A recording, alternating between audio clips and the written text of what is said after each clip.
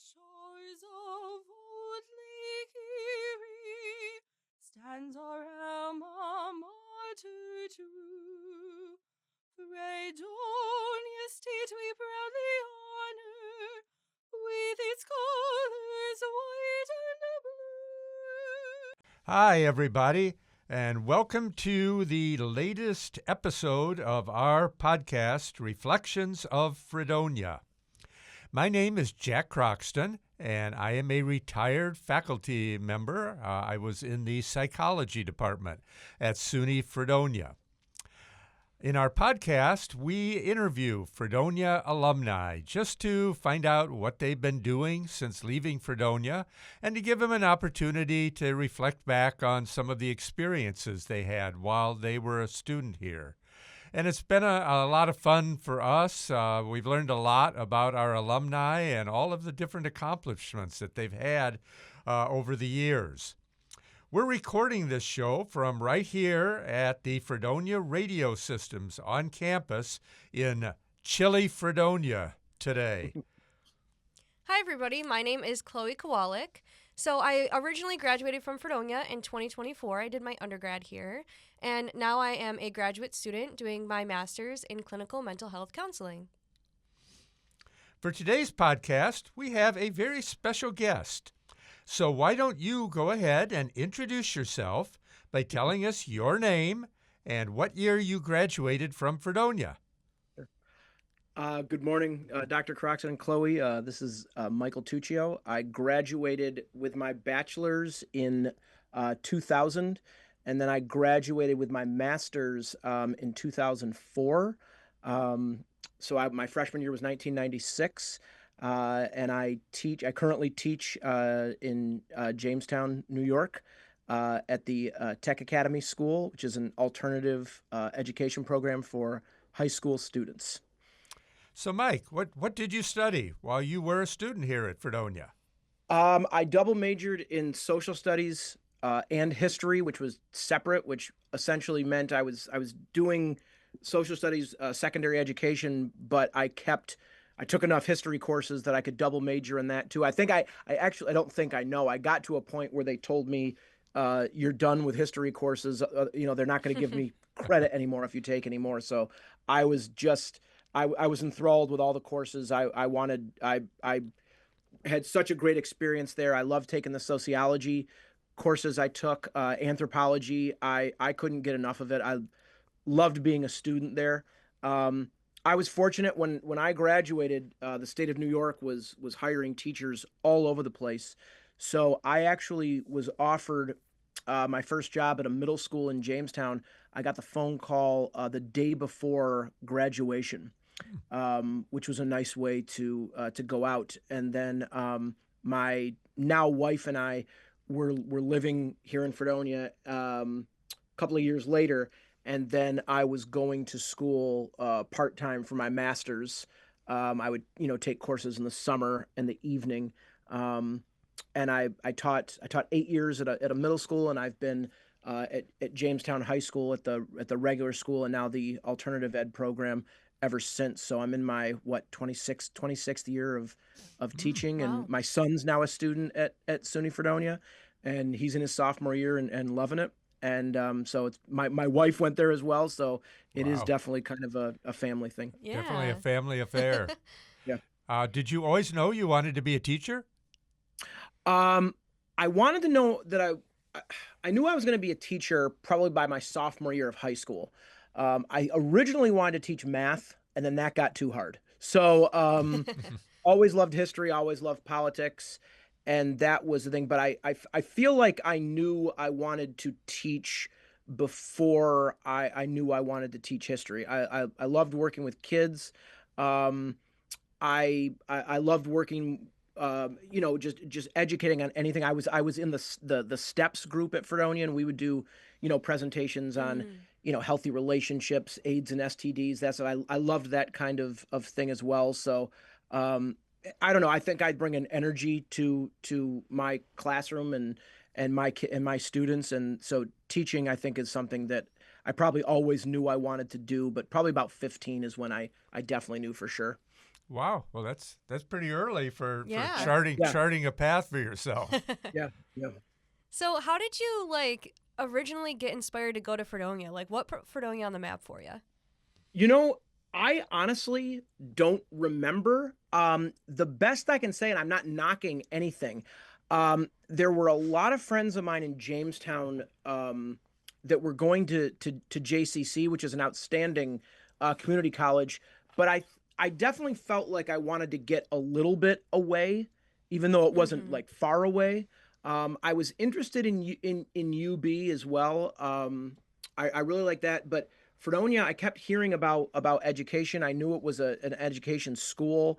I went to visit with my dad. Took me a couple of times, and then I'd even gone. I went and spent a day there on a field trip when I was part of the school newspaper at my high school, and really just liked the vibe. I mean, now it's not a big place. At the time, it seemed like a big spot.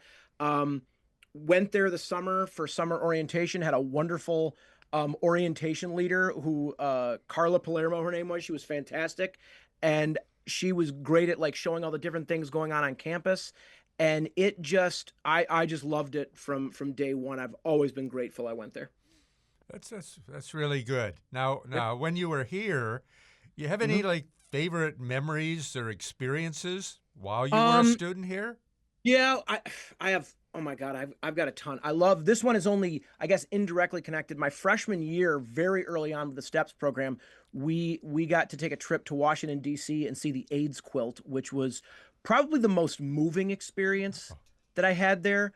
I was an RA, started my sophomore year. I think a lot of my really great memories are doing RA programs and being with the other resident assistants. That was I was in Schultz Hall, and then I was in IGO. That was wonderful. And STEPS, which I was a part of and I was president for a while, was probably my favorite activity that I was involved in. But I loved everything. I loved going to the performances. I loved going to see the music that was there.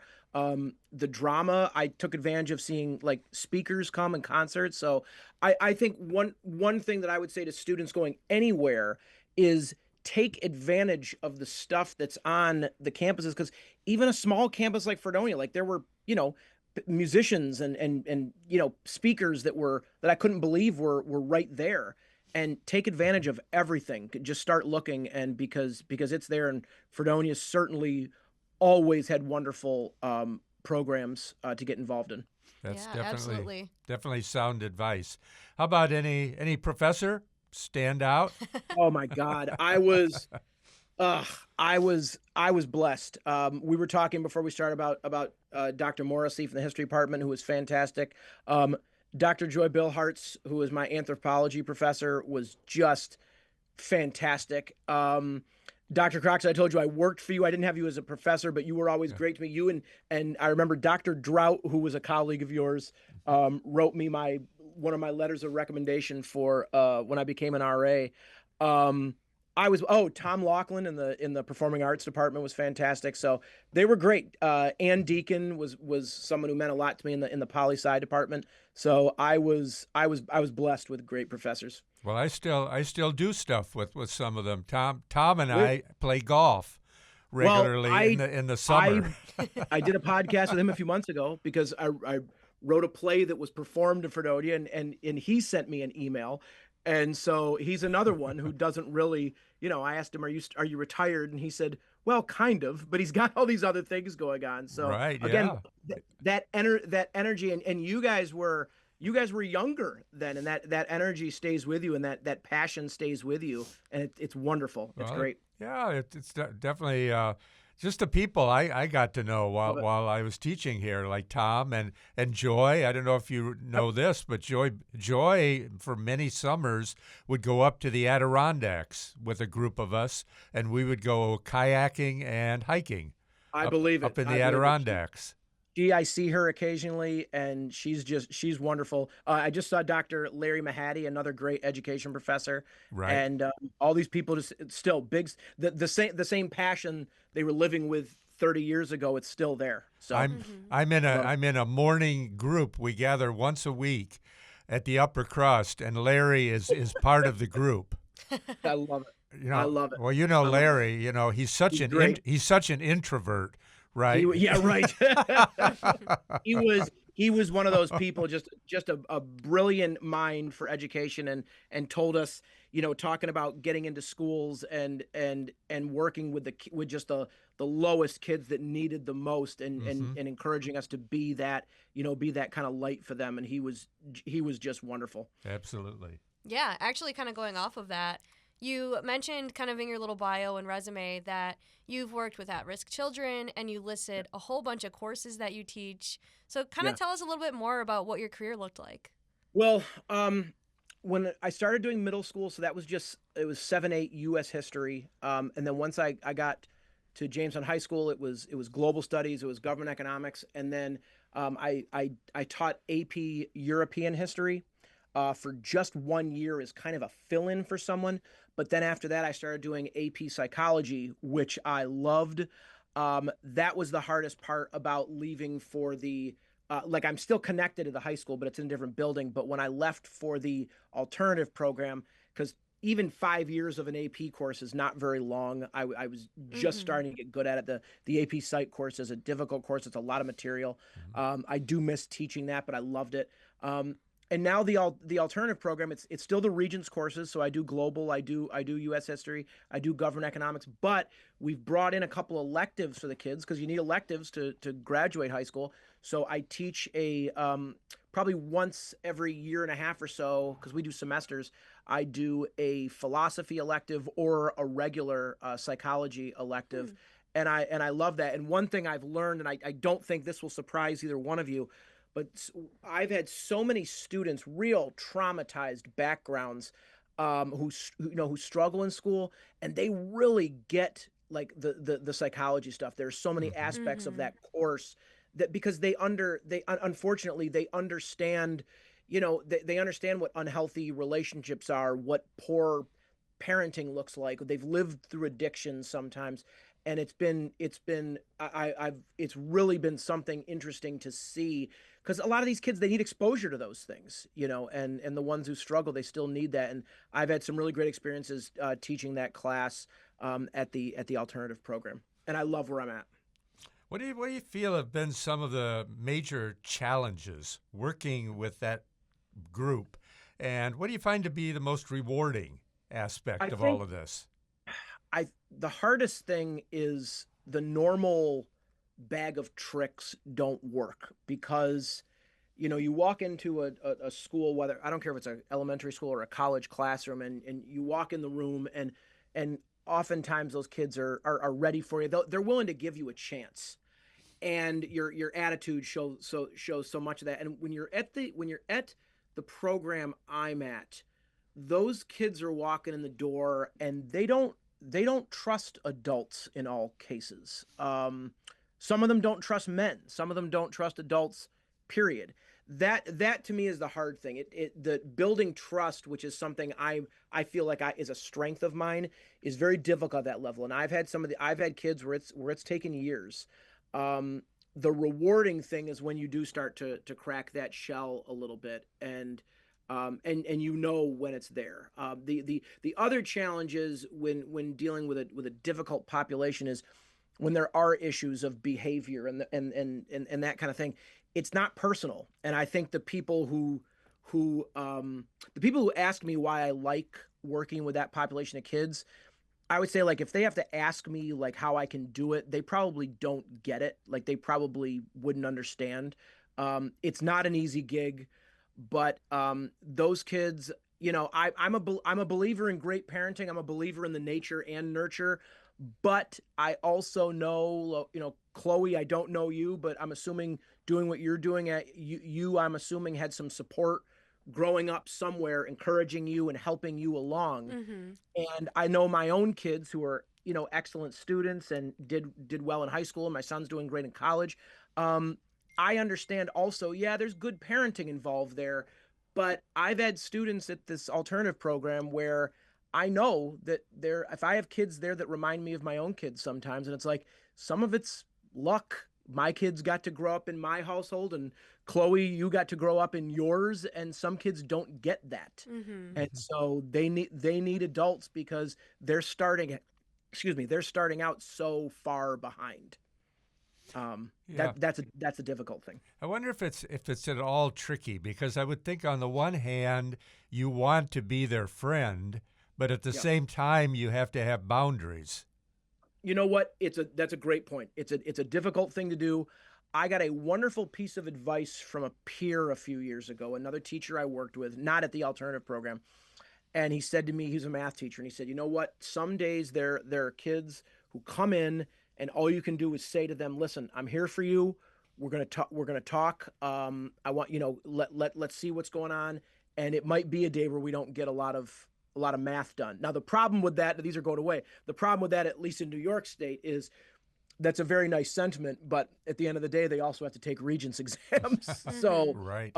that's a different subject to talk about. But that's the thing. And so yes, it boundaries. I think boundaries are always very, very difficult in our school. Yes, it's a difficult thing. It's not for everybody, and it takes a lot of work, and you got to want to be there. And I'm blessed. I'm 26 years into my career. I've got probably 8 years left, and I'm fortunate. I'm right where I want to be. Great. Yeah. So we also learned that you started a band to help raise money for the school. You got to Yes. tell us about that. Yeah, it was. I'm retired from it now. The band was called TPT. It was Teachers, Preachers, and Trent. We had a couple of teachers, a couple of ministers, and then a guy named Trent. And Trent graduated when he moved away. We got a Don instead. We just never changed the name. But yeah, I played drums, and we played for about 9 years. We got to play some big things. We got to play the opening of the Jamestown, the National Comedy Center. Oh, wow. We did some Oh. Labor Day festivals. We played a bunch of little charity things. It was wonderful. I was ready to stop taking down drums and putting back drums. And Dr. Croxton, probably with your grandson, you've moved some drums over the years Oh too. I'd yeah. imagine. Oh It's yeah. not it's not the easiest thing when you're done, but I loved it, and I love music, and I'll go back to it at some point. But I was ready to stop a few years ago and semi-retire from that. But that was a class thing. It started as a thing to raise money for one of the classes at my school, and it just kind of turned into something bigger, as those things do, and it was wonderful. We had a lot of support for a lot of years. Well, it sounds like it was a lot of fun. A lot of fun. Yeah. So was your role model Ringo Starr or No, Keith but I like them all. Moon? I Or... love them all. Love them all. Love them all. All right. So how do you feel your time at Fredonia helped to shape your career and where you are today? Well, I mean, right off the bat, I'll give you a couple of experiences that I know helped. Being part of the STEPS program was huge as far as helping me become an educational leader. Being an RA was wonderful, and then I spent 3 summers as an orientation leader, which was one of the greatest experiences of my life, working with both freshmen and transfer students coming in. And then my last year, I was with the parents, which was a totally different thing, but all those experiences were I mean, like I said, I knew what I wanted to do, but those things really helped me just see things differently and learn about leadership. Those were probably my big one. Steps, being an RA, and then being an orientation leader were probably the most important, in addition to just a huge lesson that I took out of school is just the knowledge we don't know. I mean, I went into college thinking, oh, I'm pretty smart, and I walked out of college thinking, oh, I'm pretty smart. But you're a lifelong student, which I am, and I love learning. And I have no problem at this point telling students, you know what, I'm not sure what the answer is either. Let's kind of find out together. That's a tough lesson to learn too. But I learn every day that there's an incredible amount of information I don't know. So it's humbling. Sounds like a great philosophy you have when it comes to I hope lifelong learning. I hope so. Yeah. So, I don't know, maybe indirectly speaking to your son, but what advice Yeah. would you offer current Fredonia students? I think I'll tell you a great one. Go and talk to your professors. That's number one. Go and talk to the professors. I'm not saying they aren't out there. I don't remember a bad experience going to meet a professor. I had one professor that wasn't the most friendly in class, but that's going to happen. Go and talk to your professors. Go and talk to the department heads. When I was studying history, for whatever reason, it was just one of those times where it was changing a lot, like every year. For the years I was there, it was changing, but I'm sure that happens from time to time. But go and talk to those people. Apply for jobs on campus. That's it. That's a huge one. When I graduated from Fredonia, I got beautiful letters of reference from. They're both, not at the school anymore either, but Dr. Croxton, Mike Lemire and Laura Yep. Stonefoot. I worked Sure. for both of them, and wrote me fantastic letters, and have continued to be in my life, and but just take advantage of everything. The programs are either free, or I know my son who's studying the theater department, but he'll go see any show, whatever the student price tickets are if he's not working on one. But just go see, experience everything. You're never going to have that time in your life where that many people you're friends with are living that close to you, and the entertainment or the things to do are right there on campus. I mean, that's never going to happen that's never going to happen in your life. My son was in the ensemble for the commencement performance last year where they did The Sound of Music, and it was like it was oh my God, it was like being on Broadway. It was a lot of seniors that were in the lead part. It was unbelievable. And to be able to go down the street for that, it's incredible, the talent that was there. And Chloe, that's you too. Take advantage of everything and keep learning from those people, even after you're gone, because they're still gonna play a role in your life. Yeah, absolutely. Yeah, you mentioned students taking the opportunity to interact with their professors. I remember on a course evaluation, for me, a student once wrote, "Dr. Croxton, he's a kind old man." So. And that's hey, That's, you know what? That's positive. I would take it as a Could have positive. been much worse. It could have been I've had worse. worse things said about me, so I think that's pretty good. Well, I think that just about does it for our interview today, Mike. Anything else at all you'd like to add? No, just thank you I'm grateful for my time at Fredonia, and I'm currently on the alumni board there, which has been an interesting experience, and just I don't know, just keep plugging it, and it's a great place to come and get an education. Great. That's a good way to sum it up today. So it's been great talking to you. Thank you both. Thank you so much for appearing on our podcast today. I am Dr. Jack Croxton. And I'm Chloe Kowalik, and we'll see you in the next podcast.